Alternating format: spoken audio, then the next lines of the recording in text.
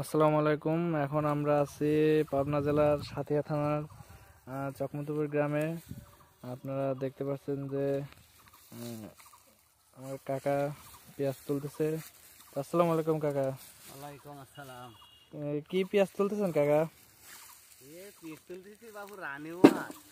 রানিওয়ান। হ্যাঁ। ফলন কিরকম দিচ্ছে? ফলন আর কত দিবে? ফলন দিচ্ছে আমার চাষা শাশুড়ি রয়েছে লোকা, মনে করো 4 মণ 18 কেজি করিয়া। শতাংশে? হয় শতাংশে। এই শতাংশে 4 মণ 18 কেজি করে এই পেঁয়াজ তো আমি কোনোদিন শুনি নাই যে শতাংশে 4 মণ 18 করে। তাও মনে করো যে তোমার নাম কি? আপনার চাচা শ্বশুরের নাম কি? আমার চাষা শাশুড়ির নাম হলো মকসেদ। বাসা কোথায়? মটকা। ও, মটকা 4 মণ 17 করে। দর্শক ভাইরা, আপনারা শুনলেন যে